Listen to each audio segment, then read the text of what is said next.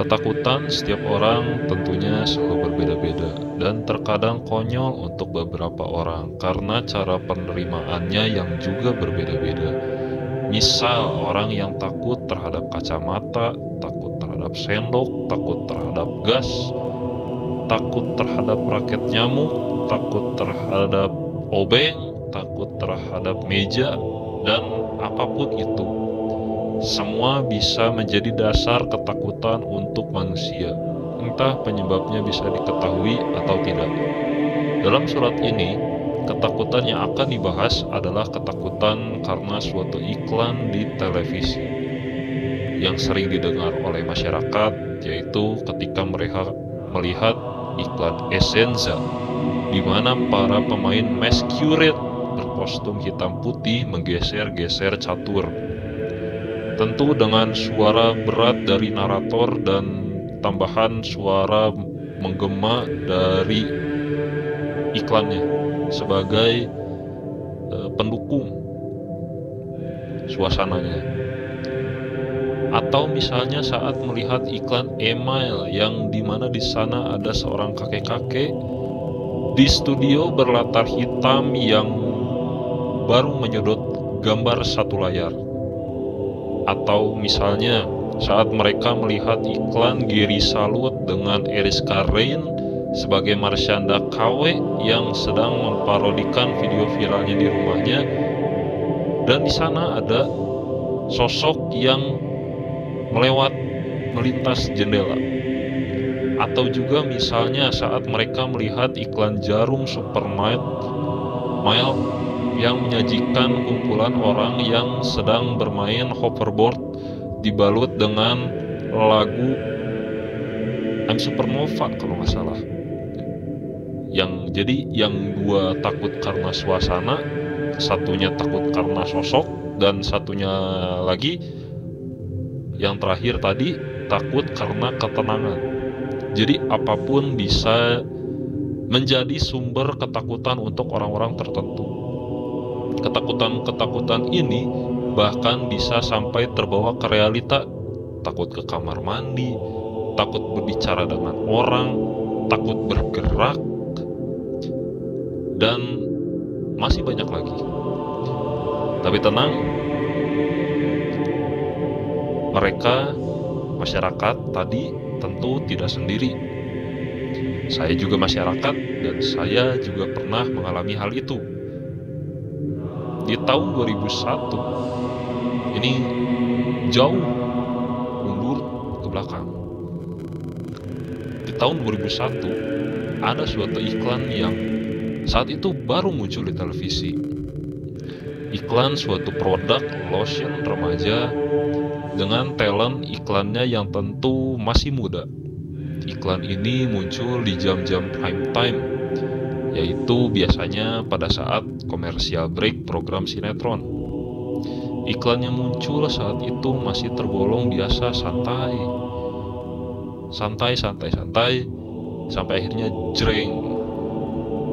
Muka full satu layar, mata melotot ke layar, dengan efek hitam putih, cahaya lampu studio yang sangat terang menuju ke muka talent, dan make up si talentnya belang, ditambah dengan latar studio yang serba putih di belakangnya, disertai dengan mulut talent yang sedang lip sync menyanyikan penggalan lirik lagu. Ternyata yang ada di layar adalah Nuri Shaden. Tentu mengagetkan pada saat itu. Dalam iklan, Nuri Shaden membawakan penggalan lirik lagu milik bandnya Shaden yang tentunya sudah dimodifikasi untuk kebutuhan campaign produk.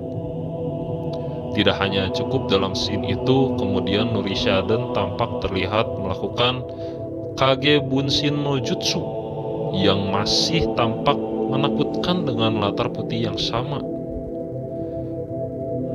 menggandakan badan, sehingga tidak hanya satu orang saja di sana di layar. Lalu Nuri Shaden setelah melakukan Kage Bunshin, dia senyum tapi tetap melotot ke layar. Sambil berdiri kaku plus make up yang masih belang, tapi bedanya sudah tidak berefek hitam putih lagi. Lalu dalam scene itu, Nurishaden menggunakan produk eskulinnya. Dengan eskulin kolonjel yang selalu menemaniku. Sampai terngiang-ngiang di pikiran. Setelah itu ada seorang talent laki-laki yang bilang wangi ke layar. Dengan Nurishaden di sebelahnya yang kedua-duanya tampak melotot ke layar. Dan di sepanjang iklan ada juga tambahan suara narator yang dirumorkan dari Flatofu yang ternyata tidak terasa matching dengan iklan. Oke lah, jam terbangnya Flatofu bisa dibilang sudah banyak mengisi voice over dalam iklan, tapi untuk iklan ini ada yang kurang seperti ini. Sebenarnya saya bingung, apakah campaign produk iklan ini miss bagi saya dengan seberapa mengagetkannya itu. Tapi untuk beberapa orang banyak yang justru tertarik dengan iklan itu, dan ada juga beberapa ternyata yang satu suara dengan saya, meskipun cara mereka ketakutannya juga berbeda-beda. Ini saya sempat riset di forum internet, dan yang tentunya masih terlihat adalah ketika page Facebook Iklan Indonesia mengupload video iklan ini ke page-nya mereka, dan orang-orang komentar yang sangat beragam. Jadi akhirnya saya bisa mengatakan testimoni seperti tadi. Dan bagi saya, saat saya melihat iklan itu di masa kecil, saya sering kaget. Jujur, saya sering kaget. Meskipun lama-lama terbiasa juga. Ya sempat ketakutan, tapi akhirnya reda lagi. Ketakutan lagi, reda lagi, ketakutan lagi, reda lagi. Begitu terus-menerus. Entah itu lihat iklannya dalam suasana sepi, tidak ada orang, atau bahkan sedang nonton bareng-bareng. Yang parahnya, ketika ke toilet di mana rumah sedang tidak ada siapa-siapa malam hari, lalu di kepala seperti ada yang berbisik, dunia belum berakhir. Dilanjut dengan lirik lagu dalam iklan eskulin tadi, yang tentunya tidak terjadi satu kali, bahkan sampai bertahun-tahun. Padahal saat saya melihat video klip aslinya, video klip lagu dunia belum berakhir, saya merasa biasa aja, tidak ada ketakutan sedikit pun. Mungkin karena pembuatan video klipnya proper, lightingnya proper, make upnya proper, musiknya proper, semuanya serba proper, dan tidak ada maksud menakutkan untuk penonton. Tapi kembali lagi, ketakutan setiap orang selalu berbeda-beda. Nah, kembali lagi ke iklan eskulin. Iklan ini, iklan eskulin yang dibintangi pada saat itu oleh Nurishaden, sering muncul di RCTI dan SCTV dan bertahan sampai 2 tahun. Kurang lebih sampai 2 tahun, sampai akhirnya diganti oleh iklan eskulin versi Nadila, sahabatnya Fatur. Dilanjut versinya Andin yang disinyalir sebagai ikon produk yang terbaru. Setelah iklan eskulin versi Nurishaden tidak muncul lagi di televisi, itu malah menjadi membekas dan selalu teringat setiap bagiannya dalam iklan. Kehilangan inilah yang menjadi semakin parah dalam pikiran. entah itu dalam perjalanan ke sekolah, saat bermain ke warnet, berkendara di jalan, bekerja di kantor, memasak mie goreng di malam hari, pokoknya apapun dan kapanpun waktunya. Di saat streaming video di internet sudah mulai mudah diakses di warnet, saya selalu dipengaruhi dalam pikiran untuk mencari iklan ini dimanapun supaya suara dalam pikiran tadi akan iklan es kulin bisa mereda. Tapi tentunya tidak semudah itu, karena tidak ada satupun yang mengunggah iklan ini di internet. Sampai akhirnya di tahun 2020 ada mungkin seorang semacam produser iklan di mana ia membuat channel YouTube dan mengunggah iklan ini sebagai bagian dari portofolionya. Tentu saja saya kaget karena penantian selama 18 tahun lamanya kini bisa terbayar lagi pada saat itu. Saya langsung tonton iklannya dan ternyata saya kaget lagi, sama seperti saya melihat iklan ini pertama kali di televisi. Ingatan saya akan iklan ini sangat utuh dan ketakutan itu kembali. Terlebih saya menonton iklannya di tengah malam, mungkin tepatnya jam 2 atau jam 3 pagi, di mana suasana sedang sepi. Sempat mereda beberapa hari kemudian, tapi ketakutan itu muncul lagi, mereda lagi, muncul lagi, takut lagi, mereda lagi, muncul, takut lagi, dan begitu terus menerus. Sampai akhirnya minggu lalu saya bermimpi berada di suatu rumah menonton TV seorang diri. Ternyata di TV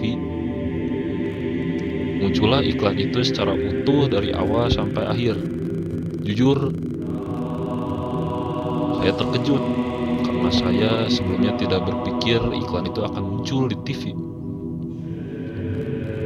Tidak ada sama sekali saya teringat akan iklan ini. Sempat lupa memang. Setelah itu, dalam mimpi saya terdorong untuk ke kamar mandi, tentunya untuk kencing. Saya terbangun dari mimpi dan langsung ke kamar mandi, kencing tentunya. Tapi suara dalam pikiran itu kemudian muncul lagi seperti 24 tahun yang lalu. Begitu membekasnya di pikiran saya. Saya lalu teringat pernah mencari suatu pola kejadian seperti ini di internet. Terdapat beberapa hal yang berkaitan. Salah satunya adalah earworm. Ini terjadi ketika manusia mendengar suatu kalimat ke kalimat dengan berirama,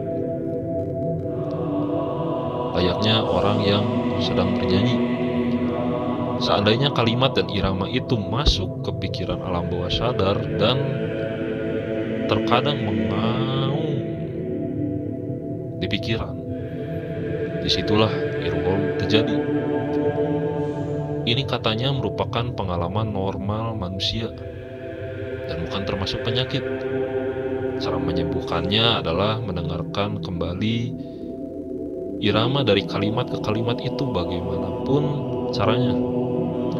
Cara ini saya gunakan ketika ingin mengatasi ketakutan akan iklan es kulin. Jadi saya sempat menyetel video iklan ini sampai 20 kali lebih, sampai muak semuak-muaknya. Sempat berhasil di awal, tapi karena lupa, akhirnya ketakutan itu muncul lagi. Tentu ada pengaruhnya dari bayang-bayang masa lalu pada saat saya melihat iklan ini di TV.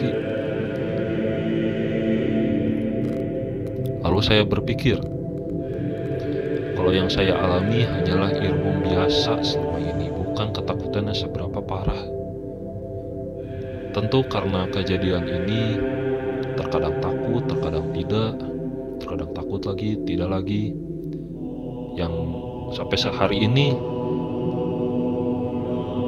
ketakutan tersebut sudah mereda, tapi saya nggak tahu ketakutan itu kapan akan muncul lagi.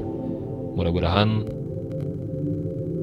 tidak lah ya, karena aneh juga. Dan rasanya pengalaman ini akan menjadi hal yang menjadi pengalaman yang paling memorable dalam hidup saya. So maybe for me, I should embrace it, you know.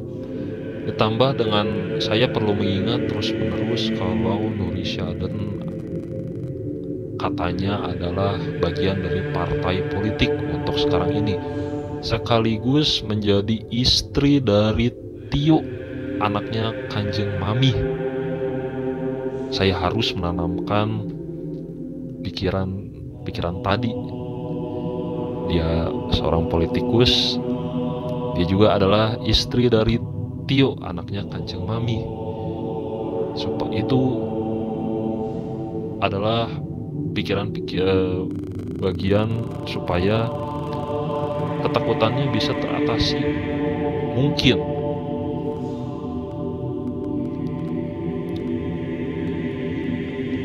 bagi saya pribadi, pengalaman ketakutan akan iklan tidak hanya satu ini aja. Masih ada iklan yang lain, tapi bukan iklan email kakek-kakek tadi, bukan iklan Esensa Catur, bukan juga iklan Geri salutnya Eris Karen. Dan jujur, pengalaman ini bisa terbilang konyol, tapi absurd, sulit dijelaskan logis-logisnya, karena selalu akan ada penyebab yang beragam. Cara penanggulangannya pun juga beragam. Dan ini bukan pengalaman langka tentunya, karena ketakutan karena iklan bukan saya aja yang mengalami.